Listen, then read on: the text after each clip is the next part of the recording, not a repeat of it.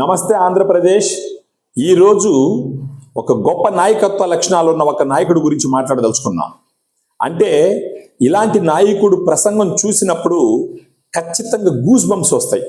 నిన్న పవన్ కళ్యాణ్ గారు వాళ్ళ జనసేన సభ్యులతో, మంత్రులతో, ఎమ్మెల్యేలతో పెట్టుకున్న మీటింగు మీరు గమనించినట్లయితే ఇలాంటి నాయకత్వం కదా ఇప్పుడు ఆంధ్రప్రదేశ్కి కానీ భారతదేశానికి కానీ అవసరం అన్న ఒక ఆలోచన ప్రతి ఒక్కరికి వచ్చి తీరుతుంది.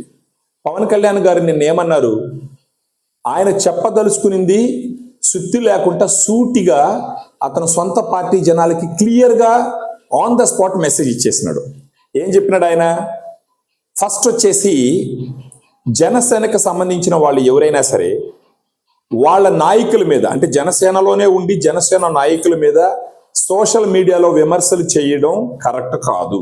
సెకండ్, మహిళా నాయకురాళ్ళ మీద, మహిళల మీద సోషల్ మీడియాలో అభ్యంతరకరమైన పోస్టులు పెడితే మాత్రం క్షమించను. అలాంటి వాళ్ళు పార్టీ వదిలిపోయినా కానీ నాకు వచ్చిన పెద్ద ప్రాబ్లం ఏమి లేదు అన్నాడు. ఆయనలో నిరాడంబరత ఎంత ముఖ్యం అంటే మీకు ఒక చిన్న విషయం చెప్తాను నేను.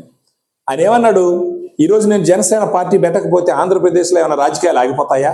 లేకపోతే భారతదేశంలో ఏమైనా రాజకీయాలు ఆగిపోతాయా? అంటే ఆయన నిజాలు మాట్లాడడంలో ఆయనకి మించిన మనిషి లేడు అన్న విషయం నాకు క్లియర్గా అర్థమవుతుంది. అంటే పవన్ కళ్యాణ్ గారి లాగా ప్రతి ఒక్క రాజకీయ నాయకుడు ఆలోచించడం మొదలుపెట్టినారంటే మై డియర్ ఫ్రెండ్స్, మన ఆంధ్రప్రదేశ్ భవిష్యత్తు కానీ, భారతదేశం భవిష్యత్తు కానీ ప్రపంచంలోనే ఎక్కడికో రీచ్ అవుతుంది. నిన్న ఆయన మాటలు పూర్తిగా విన్నారంటే మాత్రం ఈ విషయం మీకు బోధపడుతుంది. ఇంకొకటి ఏం చెప్పినాడు?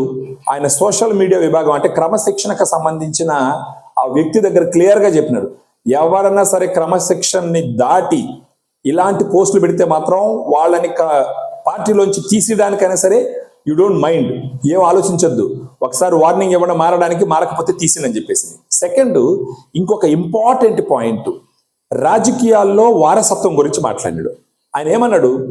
వారసులు రాజకీయాలకు వస్తే నాకు వచ్చిన అభ్యంతరం ఏమీ లేదు, కానీ మనం పవర్లో ఉన్నాం కాబట్టి నా వారసుని ఖచ్చితంగా రాజకీయ నాయకుడిని చెయ్యాలా అని చెప్పేసి బలవంతంగా జనాల మీద రుద్దడం మాత్రం కరెక్ట్ కాదని క్లియర్గా చెప్పినాడు. This is 100% right. ఇప్పుడు ఫర్ ఎగ్జాంపుల్, నేను చీఫ్ మినిస్టర్, నా కొడుకో తమ్ముడో ఎవరో ఒకరు ఉన్నారు, వాళ్ళని ఖచ్చితంగా తీసుకొచ్చి నా తర్వాత వాళ్ళ చీఫ్ మినిస్టర్ అవ్వాలని రుద్దడం మాత్రం కరెక్ట్ అయినటువంటి విషయం కాదు ఎవరికైనా సరే. అదే వాళ్ళకి అర్హత ఉండి, రాజకీయాల మీద ఆసక్తి ఉండి, ప్రజలకు సేవ చేసే మనసుండి, కష్టపడగలిగిన తత్వం ఉంటే వాళ్ళంతటా వాళ్ళు లీడర్షిప్ క్వాలిటీస్ ప్రూవ్ చేసుకుని రాజకీయాలకు వస్తే మాత్రం ఖచ్చితంగా స్వాగతించవచ్చు. మనం అంతటా మనం ఇప్పుడు ఫర్ ఎగ్జాంపుల్ మీరు జనసేన పార్టీలో ఉన్నారు, మీకు సంబంధించిన మీ పిల్లలు లేకపోతే బంధువులు, ఖచ్చితంగా వాళ్ళని కూడా రాజకీయాల్లోకి బలవంతంగా తీసుకొచ్చి వాళ్ళకి నాయకత్వ లక్షణాలు లేకపోయినా, వాళ్ళకి ప్రజలు సేవ చేయాలన్న ఆలోచన లేకపోయినా వాళ్ళని తీసుకొచ్చి మీరు పవర్లో ఉన్నారు కదా అని చెప్పేసి వాళ్ళని నెట్టి బలవంతంగా జనాల మీద రుద్ది ఆలోచన చేస్తే మాత్రం నేను ఒప్పుకోను. ఒకవేళ వాళ్ళకి రాజకీయాల మీద ఆసక్తి ఉండి ఖచ్చితంగా ప్రజలకు సేవ చేసే దాంట్లో నిబద్ధత, నిజాయితీ ఉంటే, వాళ్ళ లీడర్షిప్ ఎబిలిటీస్ ప్రూవ్ చేసుకొని వాళ్ళ సేవా దృక్పథాన్ని ప్రదర్శించుకొని వస్తే మాత్రం ఖచ్చితంగా అలాంటి వాళ్ళని ఎంకరేజ్ చేయాలని చెప్పేసి పవన్ కళ్యాణ్ గారు చెప్పినారు. ఎలాంటి గొప్ప మాటలండి. ఆయన అన్న మాట, ఈరోజు జనసేన లేకపోతే ప్రపంచంలో రాజకీయాలు ఆగిపోవా అన్నాడు. ఎంతమంది నిజాలు మాట్లాడతారు చెప్పండి? అర్థమవుతుందండి మీకు? ఇలాంటి ఒక నాయకుడు డిప్యూటీ చీఫ్ మినిస్టర్గా మన ఆంధ్రప్రదేశ్కి ఉండడం మనం అందరం చేసుకున్నటువంటి అదృష్టం అండి. కొంతమంది గిట్టని వాళ్ళు మనస్ఫూర్తిగా, ఇప్పుడు పవన్ కళ్యాణ్ గారిని విమర్శించే వాళ్ళు కూడా మనస్ఫూర్తిగా విమర్శించరు నాకు తెలిసినంత వరకు. వాళ్ళు కూడా హాఫ్ హార్టెడ్గానే విమర్శిస్తారు. బహుశా వాళ్ళు వేరే పార్టీకి వీరాభిమానులు అయి ఉండొచ్చు, అందువల్ల ఇతన్ని విమర్శిస్తారే కానీ ఇలాంటి ఆలోచన ఉన్న నాయకుడు ఒక్క నాయకుడు చూపించండి గత 5 సంవత్సరాలుగా. ఇలాంటి నాయకత్వం ఓపెన్ మీటింగ్ పెట్టి స్ట్రైట్ వార్నింగ్ ఇచ్చినట్టు టీంకి, ఇలా చేస్తే కుదరదని చెప్పేసి, మళ్ళా నిస్వార్థంగా రాజకీయాలు చేయాలని చెప్పేసి మెసేజ్ చాలా చాలా క్లియర్గా చెప్పడం జరిగింది. ఇదే విధంగా ప్రతి రాజకీయ నాయకుడు ఆలోచిస్తే, అంటే చంద్రబాబు నాయుడు గారు, పవన్ కళ్యాణ్ గారు, లోకేష్ గారు ఇదే విధంగా ఆలోచించి జనాలకు సేవ చేయాలని చెప్పేసి ఒక గొప్ప మనసుతో కష్టపడే తత్వం ఉండేసి, మన రాష్ట్రం గురించి అవగాహన ఉండి, రాష్ట్ర ప్రజల భవిష్యత్తు బాగా ఉండాలి, వీళ్ళందరి క్వాలిటీ ఆఫ్ లైఫ్ సూపర్గా ఎదగాలి అనే ఆలోచనతో వచ్చి కష్టపడితే మాత్రం అది మన అదృష్టం అని మనం అనుకోవాలి. పవన్ కళ్యాణ్ గారు ఒక్కొక్క స్పీచ్లో మీరు చూస్తే ఆయన మెకానికల్గా మాట్లాడే అవకాశం కూడా లేదు. ఆయన అలాంటి మనిషి కూడా కాదు. ఇంకొకటి అన్నాడు ఆయన, ఎంతో మందికి పదవులు కావాలని వస్తున్నారు. ఎన్ని పదవులు నేను చంద్రబాబు నాయుడు గారి దగ్గరికి వెళ్ళి అడగాలి? కేవలం అందరికీ పదవులు రావాలంటే కుదరదు, కొంచెం మీరు ఆలోచించాలి, కానీ వీలైనంత వరకు పదవులు ఇస్తాను సేవ చేయడానికి ఆయన క్లియర్గా మెసేజ్ చెప్పినాడు. రెండోది ఇంకొక మాట, సూపర్ మాట చెప్పినాడండి. మా ఇంట్లో వాళ్ళు ఎవరైనా సరే ఇప్పుడు నేను పవర్లో ఉండాను కదా అని చెప్పేసి ఏదన్నా ఫేవర్ అడగతారేమోనని నేను భయపడ్డాను, నా అదృష్టం ఎవరు అడగలేదు. ఎంతమంది చెప్తారండి ఇలా? మీరు ఎప్పుడైనా ఆలోచించినారా? ఆంధ్రప్రదేశ్ ప్రజలుగా ఇలాంటి నాయకత్వం మనకు ఉండడం మన అదృష్టం కాదంటారా మీరు? నేనైతే ఖచ్చితంగా పవన్ కళ్యాణ్ గారు లాంటి deputy chief minister Chandrababu Naidu గారు సమర్థత ఉన్నటువంటి నాయకుడు మనల్ని ఇప్పుడు పాలించడం అన్నది నిజంగా మన అదృష్టం ఉన్నవాళ్ళు.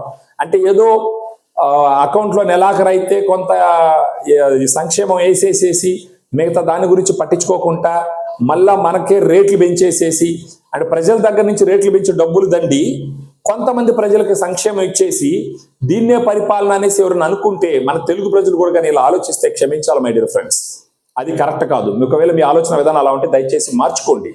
అభివృద్ధి చెందందే భవిష్యత్తు ఉండదు. చిన్న ఎగ్జాంపుల్, గత నెల రోజుల్లో చూసుకుంటే మీరు ఎన్ని పనులు జరిగినాయండి. అమరావతిలో ఎంత పని స్టార్ట్ అయ్యింది, అన్ని కేంద్రానికి సంబంధించిన ఎన్నో సంస్థలు వచ్చినాయి. Xavier school of business, MBA school అది వచ్చింది, వర్క్ స్టార్ట్ చేసినారు. 25,000 కోట్లు విలువ చేసే రింగ్ రోడ్డు సెంట్రల్ గవర్నమెంట్ చేస్తుందని మాట ఇచ్చింది. 60 నుంచి 70,000 కోట్లు విలువ చేసే BPCL అంటే భారత్ పెట్రోలియం కార్పొరేషన్ లిమిటెడ్ వాళ్ళు యూనిట్ పెట్టడానికి వచ్చే డిస్కషన్ జరుగుతుంది. విన్ఫాస్ట్ అని వియత్నాం కంపెనీ వచ్చేసి బ్యాటరీలు తయారు చేయడానికి రెడీ అవుతుంది. పోలవరం విజిట్ జరిగింది. భోగాపురం ఎయిర్పోర్ట్ పనులు స్టార్ట్ అయినాయి. వైజాగ్ మెడ్టెక్ జోన్ లో పోయేసి మళ్ళా చంద్రబాబు గారు అక్కడ భరోసా ఇచ్చి వచ్చినారు. ఒక పక్క పవన్ కళ్యాణ్ గారు ఆయనకి ఇచ్చిన శాఖల్లో పట్టు సాధించడానికి, అర్థం చేసుకోవడానికి అహర్నిశలు కృషి చేస్తున్నారు. మధ్యలో ప్రజలకి రీచ్ అయ్యి ప్రజలకి ఇవ్వాల్సిన భరోసా ఇచ్చి వాళ్ళకి థ్యాంక్స్ చెప్తూ పాలన ముందరకు తీసుకెళ్తున్నారు. ఒక పక్క సంక్షేమం ఆల్రెడీ పెంచినారు, చేస్తా ఉన్నారు.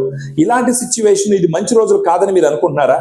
ఖచ్చితంగా ఆంధ్రప్రదేశ్ మంచి రోజులు వచ్చినాయని నేను అనుకుంటున్నాను. ఎందుకంటే ఢిల్లీ లెవెల్లో మన పక్క రాష్ట్రమైన తెలంగాణలో, మన చుట్టుపక్కల ఉన్న తమిళనాడు, బెంగళూరు అన్నిటిలో ఆంధ్రప్రదేశ్, అమరావతి గురించి మాట్లాడడం మొదలుపెట్టినారు. ఇంతకు ముందు కూడా మాట్లాడారు, మనల్ని జాలిగా చూసేవాళ్ళు. ఇప్పుడు గొప్పగా అసూయగా మన గురించి మాట్లాడడం మొదలుపెట్టినారు. So I salute Pawan Kalyan గారి నాయకత్వ లక్షణాలకి, నిరాడంబరతకి, నిస్వార్థానికి, ఆయన శ్రమకి, పట్టుదలకి, ఆయనకున్నటువంటి అక్కరికి ఐ సెల్యూట్ పవన్ కళ్యాణ్ గారు. ఐ సెల్యూట్ చంద్రబాబు నాయుడు గారు. ఈ వయసులో కూడా ఎంతో ఆయన చూస్తుంటే మనలాంటి వాళ్ళు కూడా గట్టిగా కష్టపడి వర్క్ చేయాలని ఒక ఇన్స్పిరేషన్ వస్తుంది అనమాట. ఇలాంటి లీడర్షిప్. తర్వాత లోకేష్ గారు ప్రజా దర్బారు కంటిన్యూస్ గా చేస్తున్నాడు. రీసెంట్ గా ఎవరు దుబాయ్లో ఒక అతను అక్కడ కష్టపడి పని చేయలేక ఒక వీడియో పెడితే అతను ఇండియాకి వచ్చేదానికి చేయాల్సినటువన్నీ చేసినాడు.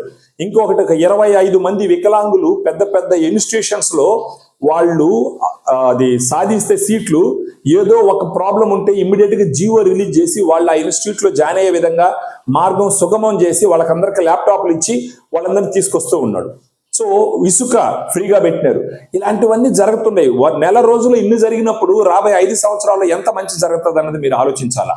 దయచేసి మనకు ఆ పార్టీ సొంతోళ్ళు కాదు, ఈ పార్టీ సొంతోళ్ళు కాదు. మనకు కావాల్సింది ఏంటంటే మన రాష్ట్ర భవిష్యత్తు, మన పిల్లల భవిష్యత్తు.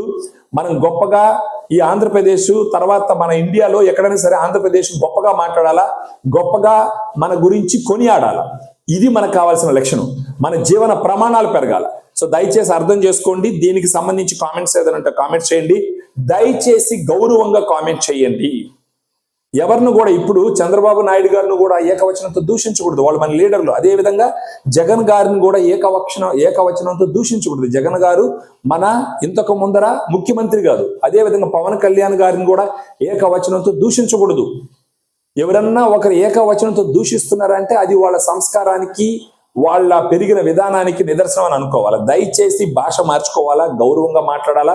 పవన్ కళ్యాణ్ గారిని గౌరవంగా మాట్లాడాలా, చంద్రబాబు నాయుడు గారిని గౌరవంగా మాట్లాడాలా, లోకేష్ గారిని గౌరవంగా మాట్లాడాలా, జగన్ గారిని గౌరవంగా మాట్లాడాలా. వాళ్ళు తీసుకున్న విధానాలు ఏదైనా పొరపాటు ఉంటే ఎత్తు చూపించడంలో తప్పులేదు, కానీ వ్యక్తిగతంగా వాళ్ళని దూషించడం మాత్రం 100% తప్పు బ్రదర్.